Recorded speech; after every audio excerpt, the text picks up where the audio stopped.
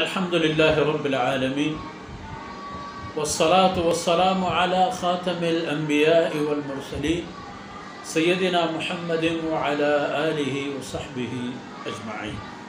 أعوذ بالله من الشيطان الرجيم. أسكنوهن من حيث سكنتم من وجدكم ولا تضاروهن لتضيقوا عليهن وإن كن أولات حمل فأنفقوا عليهن حتى يضعن حملهن فإن أرضعن لكم فآتوهن أجورهن وأتمروا بينكم بمعروف وإن تعاسرتم فسترضع له أخرى. سبحانك لا علم لنا إلا ما علمتنا إنك أنت العليم الحكيم. رب اشرح لي صدري ويسر لي أمري واحلل عقدة من لساني يفقهوا قولي واجعل لي وزيرا من أهلي رب زدني علما وارزقني فهما. ثم گرامی قدر بھائیوں بہنوں، یہ آیتیں عدت اور اس مدت کے بارے میں ہیں کہ خدا نخواستہ طلاق کی صورت میں مطلقہ پر ہیں اور اس کے ساتھ سلوک اس کے متعلقہ لوگوں کے ان کے ساتھ یہ آیتیں سب اسی بارے میں.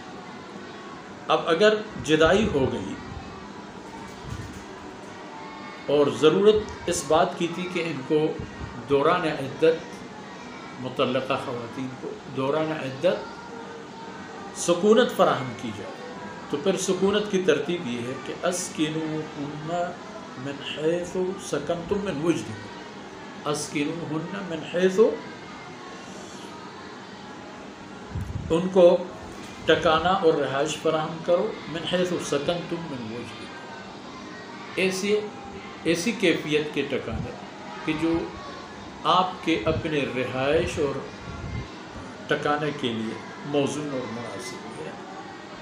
طلاق دینے والے فیملی یا فرد اس کی حیثیت کے مطابق انہیں ٹکانا فراہم کی جائے. اس لیے کوئی چپر بنا کے دے جاؤ اسی میں، اور یہ بھی نہیں کہ اسے کسی شیش محل میں یا بہت وی آئی پی کسی اپارٹمنٹ میں جاؤ. طلاق دینے والے کی استطاعت کیا ہے، اس بات کو خیال رکھتے ہوئے اسے ٹکانا فراہم کرنا ہوگا. یہ ایک بات، یہ حق ہے بیوی. اور دوسرے اس کی رعایت، اس کے لیے رعایت یہ ہے کہ وَلَا تُضَارُّوهُنَّ، عدت کے دورانی میں آپ نے کسی بھی قسم کے نقصان نہیں دے سکتے. لِتُضَيِّقُوا عَلَيْهِنَّ، تاکہ اس پر تنگی اور تکلیفی آ جائے. کوئی ایسی سلوک رفتار کی اجازت نہیں ہے کہ جس سے متعلقہ خاتون کو ذہنی یا جسمی یا دینی طور پر تکلیف.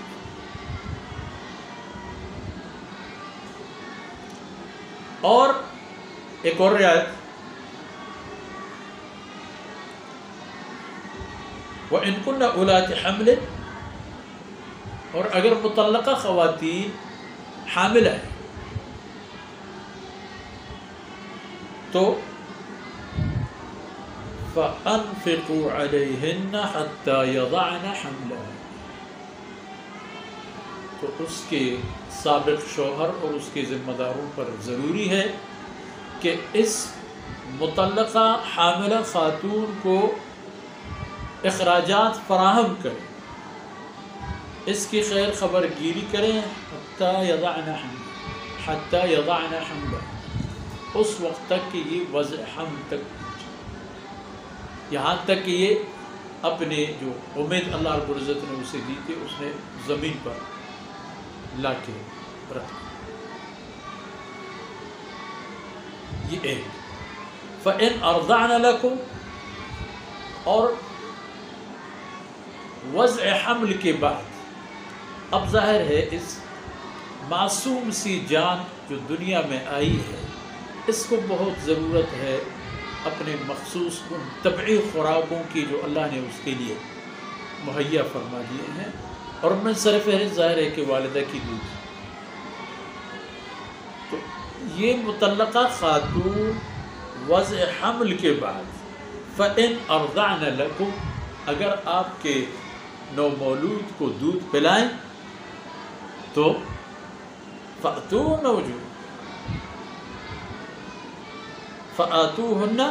أُجُورَهُنَّ تو پھر تمہیں ان کی اس دودھ پلانے کی اجرت دینا ہے. اس کو دودھ پلانے کی اجرت دینی ہے. یہ نہیں ہے کہ بس رہنے دو کوئی بات نہیں. وَأَتَمِرُوا بَيْنَكُمْ بِمَعْرُوفٍ اور جس دورانیے میں یہ نومولود بچہ حالت رضاعت اور شیر خواری میں ہے وَأَتَمِرُوا بَيْنَكُمْ آپس میں اگرچہ مرد اور عورت ایک دوسرے سے جدا ہو چکے ہیں لیکن مفادات ان کا مشترک ہے اور ان کا مشترکہ مفاد یہی معصوم سی جان ہے جو ابھی دنیا میں اللہ رب العزت نے پیدا کی. اس کی خیر میں ان کو آپس میں سمجھوتا کرنا چاہیے. ان کو ایک دوسرے کی مناسب باتیں قبول کرنی چاہیے. ایک دوسرے کو مشورہ دینا چاہیے.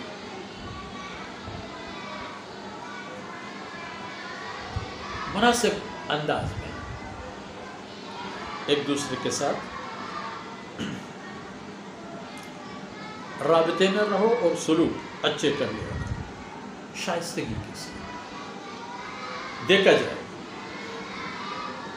مطلقہ مرد کو مطلق مرد کو طلاق دینے والے مرد کو مطلقہ عورت کی حقوق نہیں توڑنی چاہیے. طلاق یافتہ خاتون کو طلاق دینے والے زوج کے اپنے سابق شوہر کے حقوق توڑنے نہیں چاہیے. اور جو بچہ اللہ نے ان دونوں کو دے دیا ہے اس کی صلاح اور خیر میں دونوں کو اہتمام کرنا چاہیے.